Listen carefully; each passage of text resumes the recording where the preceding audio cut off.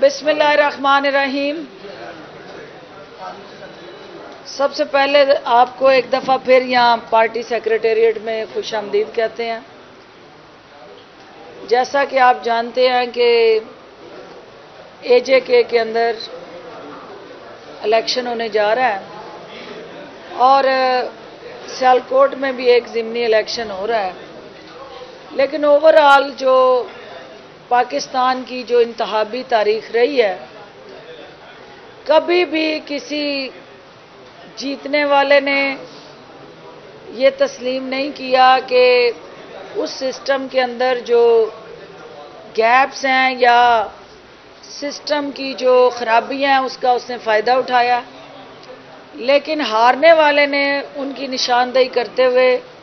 हमेशा धांधली का इल्ज़ाम लगाया। और आपको पता है कि हर हारने वाला जो है उसने जीतने वाले की तरफ उंगली उठाई है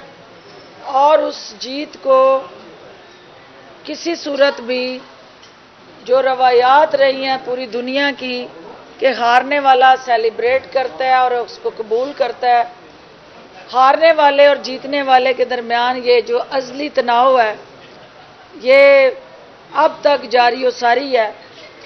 इसका हल तलाश करना और इस प्रोसेस को अवाम की उमंगों की तर्जमानी के साथ जोड़ना इस वक्त अहम तरीन ज़रूरत बन गया। इस ज़रूरत को वज़ीर-ए-आज़म इमरान खान ने इलेक्ट्रॉनिक वोटिंग मशीन्स के ज़रिए पूरा करने का फ़ैसला किया और हर हाल में जो आज़ादाना, मुनसफाना और शफाफ इलेक्शन है उनको यकीनी बनाने के लिए जदीद टेक्नोलॉजी के ज़रिए इस मुसलसल जो खींचातानी थी, जो इंतखाबी अमल के साथ जुड़ी कबाहतें थी, जो ताकतवर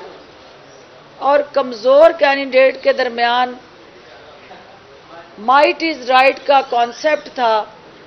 कि इलेक्शन वाले दिन जिसने पोलिंग स्टेशनों पर कब्जा कर लिया, बैलेट बॉक्स उठा लिए या मैनोवरिंग और मैनेजिंग इलीगल मैनेजमेंट कर ली, वो जीत गया, दूसरा हार गया। तो ये जो इलेक्शन के दिन का एक अमल था उसको ट्रांसपेरेंट रखने के लिए वज़ीर-ए-आज़म इमरान खान की क़यादत में PTI ने जो इंतखाबी अमल में ये नारा लगाया था मंशूर के अंदर कि हम आज़ादाना, मुनसफाना और शफाफ इंतखाब जो है उसको यकीनी बनाएंगे। वज़ीर-ए-आज़म ने उस मंशूर पे अमल दरामद इलेक्ट्रॉनिक मशीन की मुतारफ़ करा के कानूनी तौर पे उसकी सरपरस्ती करके कौम की आवाज़ बन गए हैं, क्योंकि ये इलेक्ट्रॉनिक मशीन्स जो हैं, वोटिंग मशीन्स जो हैं, EVM आप जिनको कहेंगे, ये बेसिकली हमारा मुस्तकबिल का ये वो रोड मैप है। ये हमारी इस कौम की जो पाकिस्तान बनने से लेके आज तक की ख्वाहिश है उसकी अमली ताबीर है कि जिसको वो चाहें चुने और वही उनका नुमाइंदा हो और वोट का हक जो है उनके पास दस्तयाब हो। और नून लीग का वोट को इज्जत दो का जो नारा था, जिसकी ताबीर जो है वो ना दे सके, उसकी ताबीर वज़ीर-ए-आज़म इमरान खान की क़यादत में PTI ने दी है। तो मैं आज मीडिया से ये गुजारिश करना चाहती हूँ कि एक तरफ इमरान खान साहब का अपनी कौम से किए गए वादों पे अमल दरामद का सफ़र है, तो दूसरी तरफ नून लीग की वो रवायती सियासत है, क्योंकि जहाँ जदीद टेक्नोलॉजी आ जाएगी वहाँ वोट की चोरी चकारी रुक जाएगी। जहाँ पे 1 पर्सन 1 वोट का कॉन्सेप्ट मुतारफ़ हो जाएगा, वहाँ वोट पे डाका डाल के اقتدار میں آنے والا شاہی خاندان جو ہے اس کی دکان ہمیشہ کے لیے بند ہو جائے گی. جہاں پہ الیکٹرانک ووٹنگ مشینز جو ہیں بائیو میٹرکس کو انشور کر کے ہر انڈیویجول کے ووٹ کا ڈیٹا جو ہے وہ جدید ٹیکنالوجی کے ساتھ جوڑتے ہوئے وہ ڈیٹا بینک سیکیور ہو جائے گا. وہاں ہر حلقے کے اندر جعلی ووٹ بنا کے اپنے مزدوروں کو، اپنے ہواریوں کو، درباریوں کو پولنگ اسٹیشنوں پہ پھرانے کا جو روایتی عمل رہا ہے نون لیگ کا کہ ایک حلقے سے دوسرے حلقے میں وہی ووٹر ایک حلقے میں ووٹ ڈالنے جا رہا ہے، دوسرا دوپہر کو دوسرے میں جا رہا ہے، ووٹنگ ختم ہونے کے قریب تیسرے حلقے میں جا رہا ہے، اور یہ چار چار حلقوں میں جو ایک دن میں ووٹ ایک ووٹر سے ڈلوانے کا جو عمل ہے اس کی حوصلہ شکنی اور ایک منصفانہ الیکشن کا حسین اور دلکش منظر کا جو ایک قدم ہے وہ اسی عمل کے ساتھ جڑا ہے جس کے راستے میں نون لیگ رکاوٹیں ڈال رہی ہے. آج جو ہے وہ آپ دیکھ رہے ہیں کہ اوورسیز پاکستانیز کو ووٹ دینے کا حق جو ہے وہ بھی انہی الیکٹرانک ووٹنگ مشینز کے ساتھ جوڑ دیا گیا ہے. جعلی ارسطو جو آسن اقبال صاحب ہیں وہ مسلسل اوورسیز پاکستانیز کو ووٹ دینے کا جو بنیادی ان کا حق ہے اس کو چھیننے کے لیے روز لنگوٹا کس کے میدان میں آ جاتے ہیں اور بار بار یہ کہتے ہیں کہ جو اوورسیز پاکستانی ہیں وہ پاکستانی سیاست سے آگاہ نہیں ہیں، نا واقف ہیں، ان کو کیا پتا کہ کس کینڈیڈیٹ کو ووٹ ڈالنا ہے. یہ نہ صرف ان اوورسیز پاکستانی کی حب الوطنی کی توہین ہے جو بار بار جس پہ شک کیا جاتا ہے، اور نون لیگ جو ہے وہ مسلسل یہ تاثر دیتی ہے کہ اوورسیز پاکستانی کو ووٹ کا حق دینا جو ہے وہ سیاسی طور پہ چونکہ ان کی موت ہے تو وہ حربہ استعمال کرتے ہیں جس سے اوورسیز پاکستانی سے یہ حق چھینا جائے. میں جعلی ارسطو سے یہ پوچھنا چاہتی ہوں کہ اگر اوورسیز پاکستانی اس سیاسی عمل کے اندر حصے دار بننے کے اہل نہیں ہیں تو آپ کے ضلع سبحانی جو ہے وہ لندن بیٹھ کے آپ کی لگامیں وہاں سے کیوں کھینچ رہے ہوتے ہیں؟ آپ کی ڈوریاں جو ہیں وہ اوورسیز میں بیٹھ کے وہ کیوں ہلا رہے ہوتے ہیں اور آپ ان کے اشاروں پہ کیوں ناچ رہے ہوتے ہیں؟ اگر اوورسیز میں بیٹھے کسی شخص کو یہ حق نہیں ہے کہ وہ پاکستان کی سیاست کے اندر حصے دار بنے. دوسرا جو ہے اگر یہ اوورسیز پاکستانی کو حق نہیں ملنا چاہیے کہ وہ ووٹ دیں یا پاکستان کے اندر الیکشن لڑ سکیں تو یہ اسحاق ڈالر جو ہیں وہ کیوں کس فارمولے کے تحت پاکستان کی سینٹ کے معزز ادارے کے رکن بن جاتے ہیں؟ تو یہ جو دوگلی پالیسی ہے آپ کی یہ اس بات کی عکاسی کرتی ہے کہ آپ کو صرف اس بات کا ڈر اور خوف ہے کہ اوورسیز پاکستانی جو ہے وہ وزیر اعظم عمران خان کو اپنا مسیحا سمجھتے ہیں. اوورسیز پاکستانی جو ہیں وہ وزیر اعظم عمران خان کے ساتھ ان کے دل دھڑکتے ہیں، اس لیے وہ ہر حال میں وزیر اعظم عمران خان کو پاکستان کی ترقی اور خوشحالی کا ضامن جانتے ہوئے ان کی طاقت بن کے ریمیٹنسز بھیج رہے ہیں. وہ ڈیجیٹل روشن پاکستان کے ذریعے قیمتی زر مبادلہ پاکستان میں بھیج کے پاکستان کی اکھڑی ہوئی سانسوں والی معیشت کو آکسیجن فراہم کر رہے ہیں، اور جس معیشت کو آپ لاگر چھوڑ کے بیرون ملک فرار ہوئے ہیں اس معیشت کو اوورسیز پاکستانی جو ہے پاکستان کے ساتھ لازوال محبت کا ثبوت دیتے ہوئے یہاں ریمیٹنسز بھیج کے اپنے ملک کو سنوارنے میں مصروف عمل ہیں. تو لہٰذا اوورسیز پاکستانیز کو الیکٹرانک ووٹنگ مشین کے ذریعے حق دینا پاکستان تحریک انصاف کا وعدہ تھا جو وزیر اعظم نے اور پی ٹی آئی نے پورا کیا ہے، اس کے راستے میں کوئی نوحہ کنی، کوئی آہو بکا، کوئی ماتم کی صف بچھانے والے جو ہیں ان کی کوئی نہیں سنے گا، اور یہ اس حکومت کی کمٹمنٹ ہے جس کو ہم آگے لے کے چلیں گے۔ دوسری بات جو ہے وہ جنوبی پنجاب کے حوالے سے آپ نے دیکھا کہ پہلی دفعہ یہ ہوا کہ آپ کے بجٹ کے اندر 199 ارب روپیہ یعنی 189 بلین روپیز جو ہیں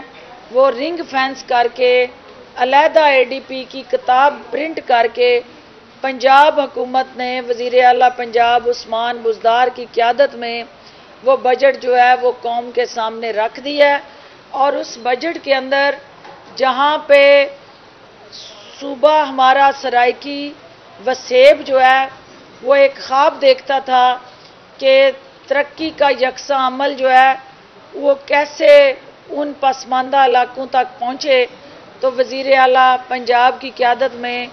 ڈسٹرکٹ ڈیولپمنٹ پیکج کے ذریعے اور اس علیحدہ بجٹ کی رنگ فینسنگ کے ذریعے ہم ان کے ساتھ جو ہونے والا سوتیلی ماں کا سلوک تھا وہ پی ٹی آئی کی حکومت نے اس کو ہمیشہ کے لیے ختم کر دیا ہے، اور جو ان کے ساتھ دورے رویے تھے، دورے معیار تھے، اس کو روک دیا گیا ہے۔ آخر میں چونکہ بجٹ چل رہا ہے تو اس بجٹ کے اندر ہماری اپوزیشن جو ہے وہ کوئی اب تک کنکریٹ کوئی عوام کے فلاح بہبود کے ساتھ جڑی الٹرنیٹیو اسٹریٹجی، کوئی عوام کے ایشوز کو بنیاد بناتے ہوئے ایسا کوئی میکنزم اور روڈ میپ اس اسمبلی میں پیش کرنے سے آری رہی ہے۔ اب تک جتنی تقریریں ہوئی ہیں ان کی توپوں کا رخ یا عمران خان صاحب کی ذات رہی ہے یا وزیر اعلیٰ پنجاب عثمان بزدار صاحب کو ٹارگٹ کیا گیا ہے۔ کوئی ان کے پاس نہ متبادل حکمت عملی ہے، نہ ان کے پاس عوام کو دکھوں سے نکالنے کا فیوچرسٹک کوئی روڈ میپ ہے، صرف اور صرف یہ سیاست مخالفت برائے مخالفت کے ذریعے میڈیا کی سکرین پہ زندہ رہنے کا ایک ڈنڈورا پیٹ رہے ہیں اور بہانہ بنا رہے ہیں۔ میں میڈیا سے یہ گزارش کروں گی کہ ایک طرف عوام دوست بجٹ ہے، ایک طرف پاکستان کی اور پنجاب کی تاریخ میں خصوصاً سوشل سیکٹر کو فوقیت دی گئی ہے، اور 1 کھرب سے زائد بجٹ جو ہے وہ صرف اور صرف ہیلتھ کیئر پہ خرچ کیا جا رہا ہے۔ ہیلتھ کارڈ پنجاب کے اندر بسنے والے عوام کی صحت کے ساتھ چمٹے جو ازدے نما بیماریاں تھیں ان کے تدارک کی ایک کنجی ہے، اور جو وزیر اعظم عمران خان نے یہ موروثی سیاست کی دیمک تھی اس صوبے میں کہ موروثیت باپ بیٹا، اس کے علاوہ کسی تیسرے کو اس صوبے میں جگہ اور گنجائش دستیاب نہیں تھی۔ ہم نے موروثی سیاست کے دیمک کو اس صوبے سے باہر پھینک کے وزیر اعلیٰ پنجاب عثمان بزدار کی قیادت میں پسماندہ صوبے کے جو اضلاع ہیں ان کی تعمیر و ترقی کا بیڑا اٹھایا۔ اسی طرح ہیلتھ کے شعبے کے ساتھ جڑے جو عام پنجاب کے اندر بسنے والے شہریوں کی جان کو خطرات تھے، ہم نے ہیلتھ کارڈ کے ذریعے ان کی جان کا تحفظ یقینی بنا دیا ہے۔ 2,92,00,000 خاندان جو ہیں وہ اس کارڈ سے مستفید ہونے جا رہے ہیں، اور ایجوکیشن کے شعبے کے اندر جو انقلاب پی ٹی آئی کی حکومت لے کے آئی ہے، سوشل سیکٹر پسے ہوئے طبقات کی اوورال داررسی اور ان کو جینے کا بنیادی حق فراہم کرنا اس بجٹ کی ترجیحات ہیں، اور اپوزیشن کے پاس سوائے रोने के, पीटने के और मायूस होने के इस बजट में उनके पास कोई फ्यूचर की हिकमत अमली नहीं है। तो लिहाजा आज पार्टी सेक्रेटेरिएट में जो पार्टी ने अवाम से वादे किए थे, पंजाब के अंदर बैठ के हमने उन वादों की ताबीर की तरफ आज तीसरे साल जो है वो हिकमत अमली वाज़िया करके उस बजट के ज़रिए रिफ्लेक्ट कर दी है। इंशाअल्लाह ये बजट जो है, जो पार्टी का मैनिफेस्टो है, उसकी अक्कासी करता है और पार्टी के सेक्रेटेरिएट में बनने वाली जो पॉलिसीज़ थी वो इस बजट के ज़रिए एक consistent, continued, long term road map की हैसियत इख्तियार कर गई हैं और जिसमें जो है वो हर मकतबा फ़िक्र, हर सोच और हर तबके से ताल्लुक़ रखने वाले अफराद के बुनियादी हकूक़ का तहफ़्फ़ुज़ यकीनी बनाया गया है। आपकी तशरीफ़ आवरी का बहुत शुक्रिया। बिलावल के बारे में ये कहा जाता है बड़े फॉरेन क्वालिफाइड हैं, डिस्ट्रिक्ट प्रेसिडेंट को बुलाया। हाँ सर, बिलावल भुट्टो के बारे में ये कहा जाता है कि फॉरेन क्वालिफाइड हैं, बड़े मैच्योर यंग लीडर हैं, लेकिन अक्सर उनकी तकारीर से ये झलकता है जिस तरह उन्होंने गदों की बात पे वाइंड अप किया कौमी असम्बली में कि इस हुकूमत का एक क्रेडिट तो है कि गदों में इजाफा हो है, गदों की तादाद में। तो फॉरेन क्वालिफाइड लीडर्स के हवाले से क्या कहेंगे? चलो जानी राजकुमारी का जो बनता है, चलेंगे तो पंजाब के कल्चर को कभी कभी प्रमोट करते हैं, तो बिलावल तो फॉरेन पड़े हुए हैं, तो इस तरह का फ्यूचर है पाकिस्तान का लीडर? देखिए, पहली बात तो ये है कि अगर किसी की तालीम कुछ बिगाड़ सकती होती तो वो बिगड़ चुका होता। आपको सामने वो अल्फाज जिनको आपने दोहराया है वो ना आए होते। तालीम के साथ तरबियत भी बड़ी मैटर करती है और बेनज़ीर भुट्टो शहीद की तरबियत में पलने वाला हमारा ये पर्ची शहज़ादा जो है, हम ये तवक्को नहीं करते कि वो इस तरह की गुफ्तगू करके पार्लियामेंट के अंदर अपना मजाक बनाएं। जो कारकर्दगी सिंध हुकूमत की है, मीडिया में मुझे बताने की ज़रूरत इसलिए नहीं पड़नी कि दो अल्फाज में चीफ जस्टिस ने उस पर्ची शहजादे की हुकूमत की कारकर्दगी जो है मीडिया की स्क्रीनों की जीनत अदालत में बैठ के बना दी है। उन्होंने बता दिया चीफ जस्टिस ऑफ पाकिस्तान ने कि सिंध के अंदर कैसे भूख नाच रही है, कैसे सिंध के अंदर पिसे हुए तबकात के हकूक सलब हो रहे हैं, कैसे थाने और कचहरी के ज़रिए मुखालफिन की आवाज़ को सिंध में कुचला जा रहा है, कैसे तीसरी दफ़ा हुकूमत में और इक़्तिदार में रहने वाली जमात जो है थर के बच्चों को आज भी पानी का एक एक जो कतरा है वो फराहम ना कर सकी और आज भी थर के बच्चे जो हैं वो पानी की बूंद बूंद को तरस रहे हैं। और वो चीफ जस्टिस साहब ये बता चुके हैं कि कैसे सिंध की हुकूमत ने ओनरशिप दी, फैसिलिटेशन की, सहूलतकारी की उन कब्ज़ा माफियाज की जिन्होंने हमारे चाइना कटिंग के ज़रिए सिंध के उन पार्क्स को, बड़ी बड़ी कमर्शियल बिल्डिंग्स को बनाने का ज़रिया बनी और जिनको चीफ जस्टिस के हुक्म पे गिराया जा रहा है। अगर वो सारी चीज़ें कानून और ज़ाब्ते के तहत हुई होती तो फिर चीफ जस्टिस साहब को उनकी गुड गवर्नेंस पे उंगलियां ना उठानी पड़ती। उनकी बैड परफॉर्मेंस इस वक्त जो है वो अदालत आलिया की तमाम महकमात की जीनत बनी हुई हैं। तो लिहाजा हमें ये देखना है कि सिंध के अंदर वो गुर्बत और अफलास का शिकार जो पिसा हुआ सिंधी है, हमारे पर्ची शहजादे की नजर करम उनकी तरफ कब होगी और कब जो है वो सिंध के हारी और सिंध की महकूम औरतें और जो आज भी कारोकारी की नज़र हो रही हैं, जो आज भी जो है वो गैरत के नाम पे कत्ल हो रही हैं और जिनको ज़बरदस्ती वहाँ की माइनॉरिटी समेत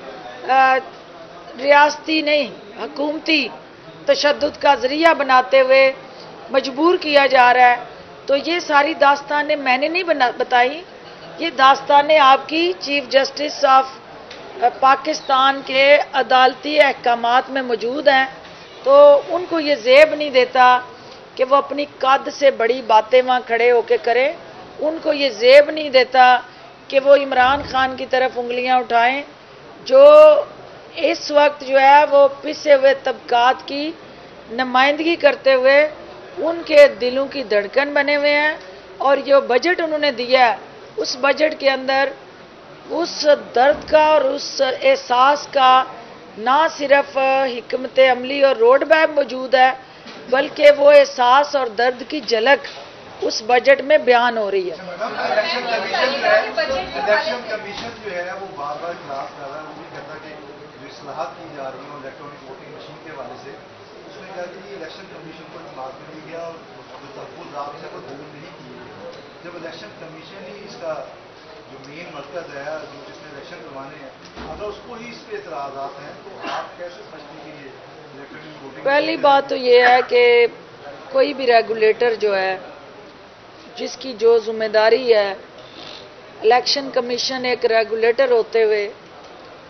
اس کی یہ ذمہ داری اور تعین جو تھا وہ سپریم کورٹ نے کیا تھا. اگر آپ وہ فیصلہ پڑھ لیں جس میں انہوں نے کہا کہ جدید ٹیکنالوجی کے ذریعے الیکشن کے عمل کو شفاف بنایا جائے تو الیکشن کمیشن کی طرف سے کوئی ایسا قدم نہیں بڑھایا گیا کہ جو ٹرانسپیرنسی کو انشور کرے. اور جو الیکشن آپ نے دیکھا ہوئے وہاں پہ جس طرح کے حالات آپ کے سامنے آئے، جو اقدامات الیکشن کمیشن کو اٹھا کے ریکمنڈیشن دے کے حکومت تک پہنچانی تھی وہ عمل ابھی سست روی کا شکار ہے. تو قانون بنانا،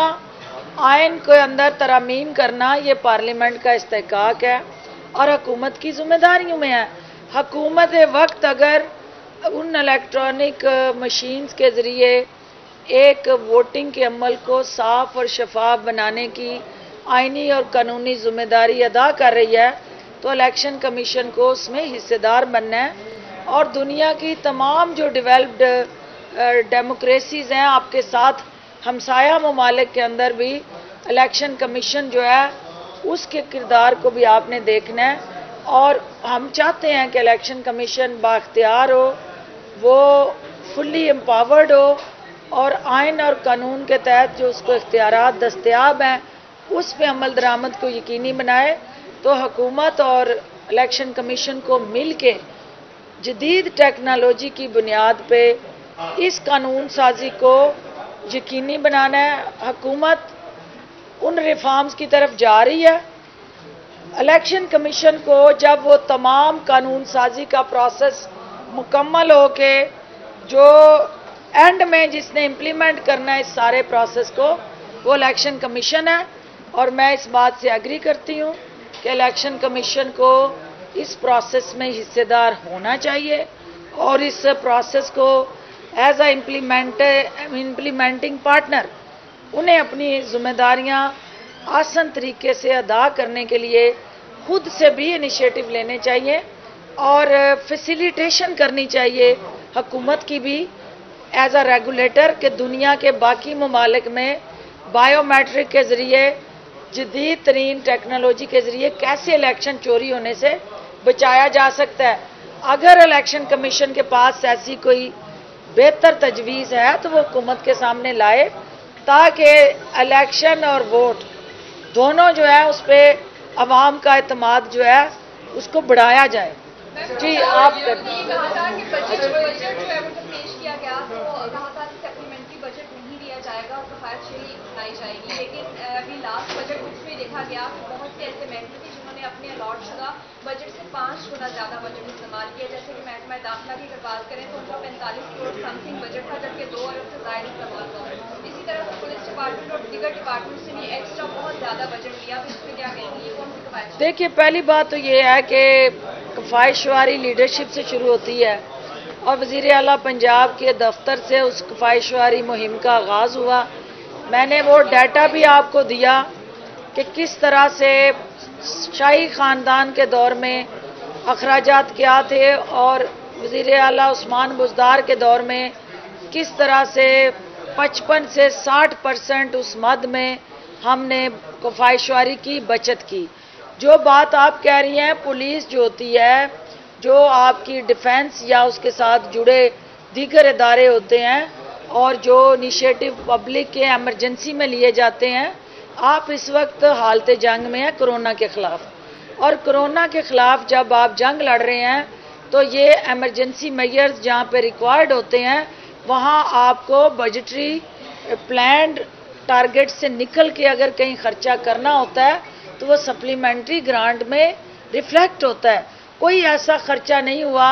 जो किसी शाही ख़ानदान के दरबारियों और ख़वारियों की तरह किसी की ज़ात को उसमें फ़ायदा हो। पुलिस जो है वो आपका ऐसा इदारा है कि जिसको हर वक्त सपोर्ट और मावनत की ज़रूरत है, और जहाँ कहीं मज़ीद बजट चाहिए उसको देने में हम ज़रा भी हिचकिचाहट महसूस नहीं करेंगे, क्योंकि लॉ एंड आर्डर, अवाम की जानो माल का तहफ़्फ़ुज़ यकीनी बनाना हमारी ज़िम्मेदारियों में आता है, और वो ज़िम्मेदारी हम हर हाल में इंशाल्लाह निभाएंगे।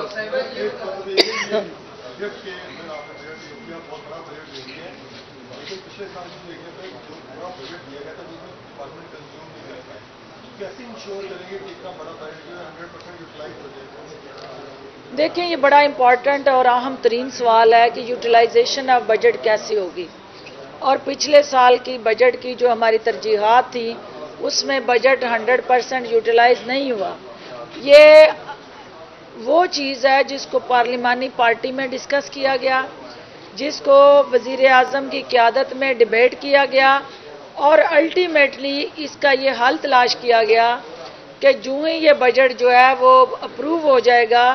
1 जुलाई से वज़ीर आला पंजाब की क़यादत में एक इम्प्लीमेंटेशन सेल बनेगा, और वो तमाम अदारे जो हैं या मिनिस्ट्रीज़ जो हैं जिन जिनको ये बजट एलोकेट किया गया, हर महीने वज़ीर आला की क़यादत में उसकी यूटिलाइजेशन स्ट्रेटजी जो है वो पब्लिक की जाएगी, और जो महकमे या मिनिस्ट्रीज़ अपने बजट को, एलोकेटेड बजट को यूटिलाइज टाइम पे करने में नाकाम रहेंगी, उन सेक्रेटरीज़, उन अफसरान और उन मिनिस्टर्स को भी बैड परफॉर्मेंस के तहत जो है मार्क किया जाएगा, और 100% इस बजट को यूटिलाइजेशन को इंश्योर करने की ज़िम्मेदारी और निगरानी जो है वज़ीर आला पंजाब ने अपने ज़िम्मे ली है। बाकी उनका सेक्रेटेरिएट सहूलतकारी करेगा, ज़िम्मेदारी वो निभाएंगे, और मैं पूरा उम्मीद हूँ कि इंशाल्लाह हम मैक्सिमम यूटिलाइजेशन बजट की जो है वो इस साल यकीनी बनाएंगे।